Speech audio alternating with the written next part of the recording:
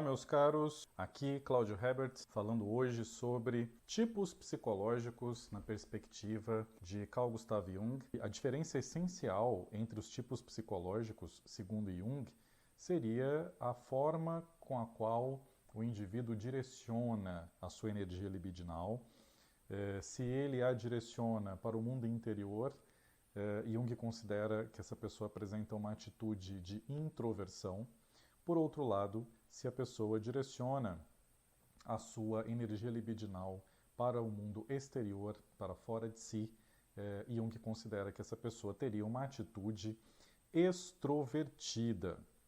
Então, para que a gente possa identificar o tipo psicológico de uma pessoa, nessa visão proposta por Jung, é necessário verificar se a pessoa está orientada predominantemente ou preferencialmente para o mundo interno, atitude de introversão, ou para o mundo externo, a atitude de extroversão.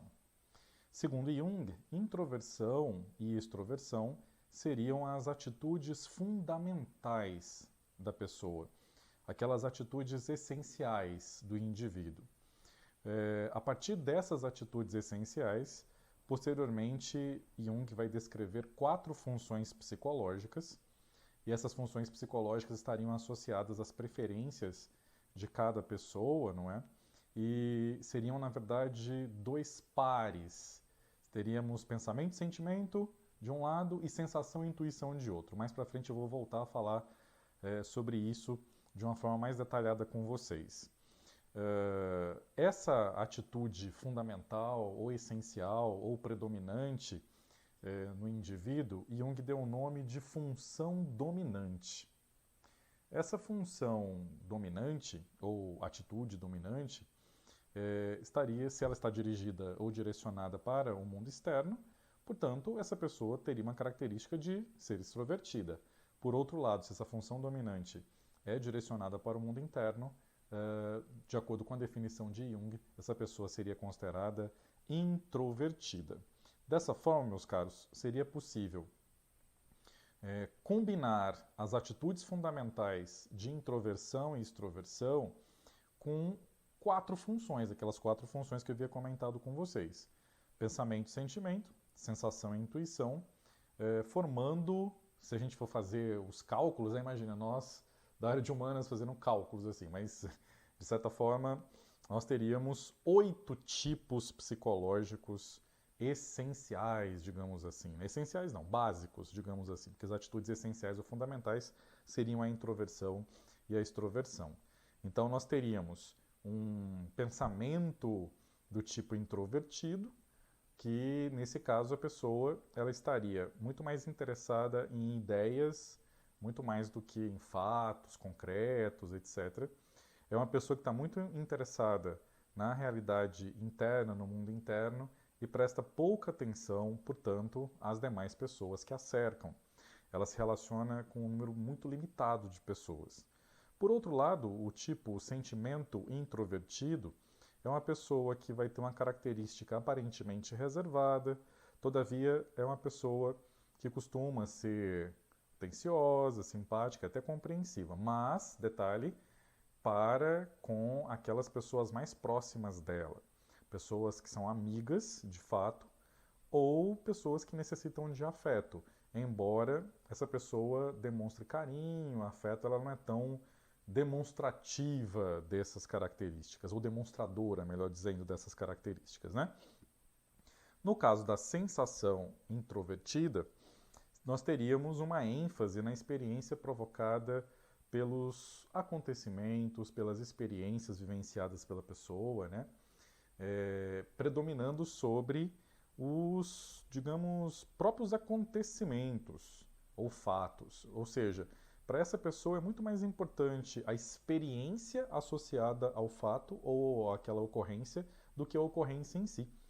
Então, isso, de acordo com Jung, seria típico de pessoas que teriam uma tendência maior para as artes, né? Uma pessoa que tem um pendor para a atividade artística.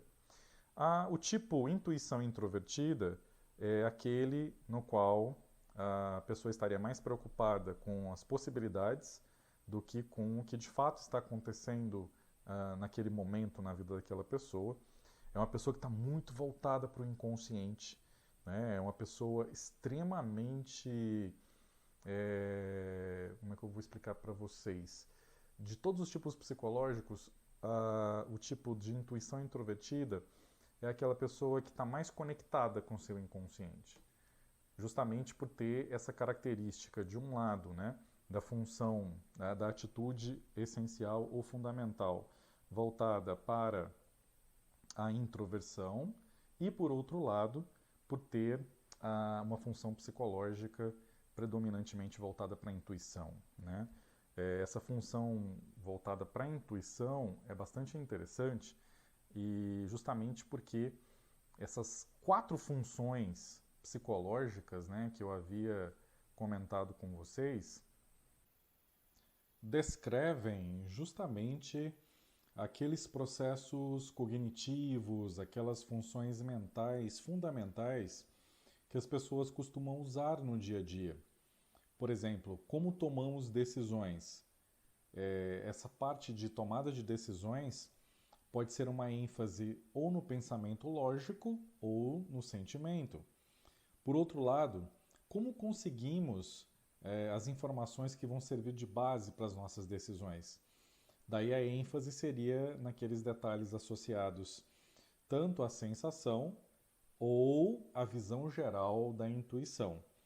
Então, nesse sentido, quando se fala da dicotomia pensamento-sentimento, Jung ele observou que tanto a emoção quanto o sentimento nem sempre são coerentes.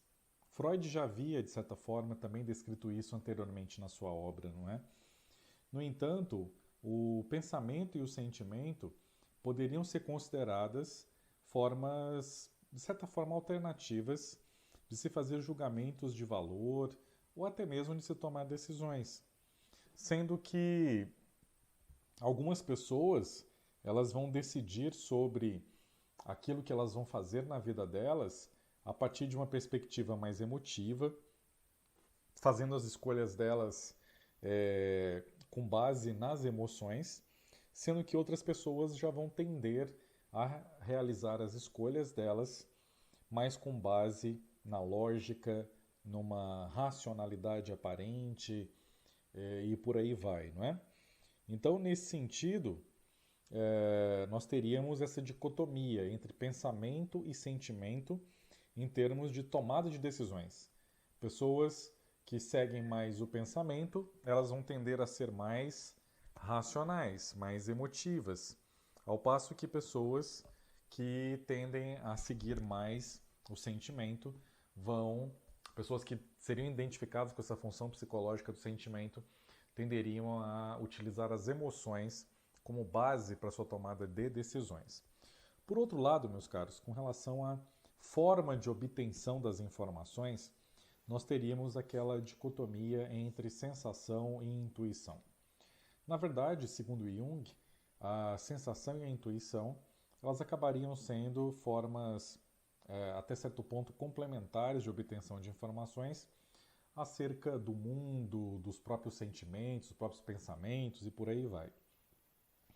Sendo que algumas pessoas preferem se concentrar em detalhes específicos, portanto, seriam pessoas mais voltadas para a sensação, enquanto que outras pessoas preferem uma perspectiva mais ampla, uma visão mais geral. Essas pessoas seriam consideradas mais com um tipo predominante de intuição, segundo Jung, né?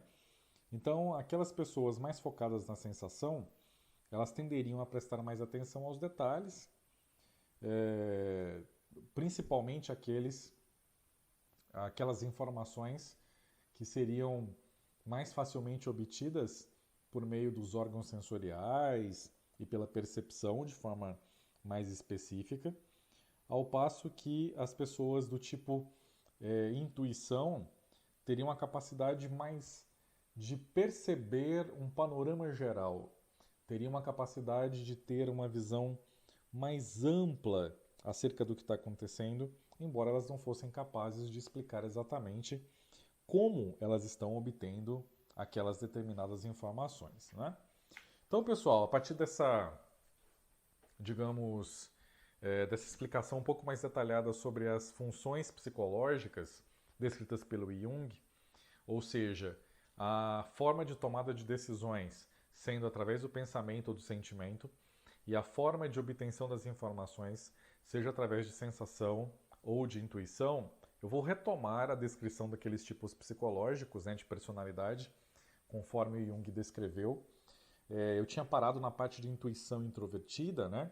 Então agora eu prossigo comentando com vocês sobre pensamento extrovertido. Pessoas que apresentam esse tipo psicológico tendem a estar mais interessadas, muito mais naqueles fatos associados a objetos externos, a situações mais amplas das relações interpessoais. São pessoas que têm uma tendência a reprimir mais emoções e sentimentos e que, de certa forma, tendem a não ter um interesse muito grande assim por relacionamentos em amigos, embora tenham uma característica extrovertida. O fato de elas terem aquele aspecto da função psicológica do pensamento predominante faz com que elas acabem, de certa forma, se afastando de amigos e de relacionamentos de uma maneira mais intensa, não é? Que seria justamente o oposto das pessoas do tipo sentimento extrovertido, que são pessoas que são eminentemente preocupadas com as relações humanas, com as relações interpessoais. São pessoas profundamente adaptadas às circunstâncias e principalmente ao meio social, né? Seriam as pessoas que, de certa forma, seriam, vamos dizer assim, o extremo oposto do tipo pensamento introvertido, né? Por outro lado, nós teríamos as pessoas do tipo sensação extrovertida, que seriam aquelas pessoas que tendem a enfatizar muito mais os objetos, ou seja, aquelas pessoas, ideias ou coisas que são psicologicamente importantes e que propiciam experiências para essa pessoa. Muitas vezes experiências de prazer, né? Então, a pessoa sensação extrovertida, de modo geral, tende a ter uma certa impulsividade, tende a buscar cada vez mais experiências que possam aguçar o sentimento, a sensação, né, melhor dizendo, de prazer delas. E, finalmente, nós temos o oitavo tipo psicológico descrito pelo Jung, que seria o tipo intuição extrovertida, que caracterizaria aquelas pessoas que apresentam uma preocupação maior com as possibilidades de mudança no mundo externo do que com aqueles aspectos que são mais familiares a essa pessoa. Ou seja, são pessoas que tendem a ter um interesse muito grande por aventuras, por novidades, tendem a ser pessoas bastante impulsivas, não é? Então, pessoal, sintetizando essa questão que eu havia comentado com vocês, nós teríamos então, para cada pessoa, segundo Jung, uma função dominante e uma função auxiliar. Então, se uma pessoa ela é eminentemente extrovertida, a função dominante dela é a extroversão. Por outro lado, a função auxiliar dela seria a introversão. O contrário aconteceria com a pessoa predominantemente introvertida, na qual ela teria uma função dominante introvertida, ou seja, a energia libidinal dela é voltada para si mesma, predominantemente. No entanto, ela teria como função auxiliar um aspecto de extroversão. Para vocês entenderem melhor digamos, essa distinção, né, entre funções dominantes e auxiliares, o Jung descreve que o tipo extrovertido ele tende a utilizar a função dominante para lidar com o mundo externo e a função auxiliar para lidar com a realidade interna, com o mundo pessoal dele, com pensamentos, sentimentos, etc. Por outro lado, o tipo introvertido tenderia muito mais a utilizar a função dominante para lidar com os aspectos do mundo interno dessa pessoa, né? Enquanto que a função auxiliar seria empregada para lidar, né, com o mundo externo.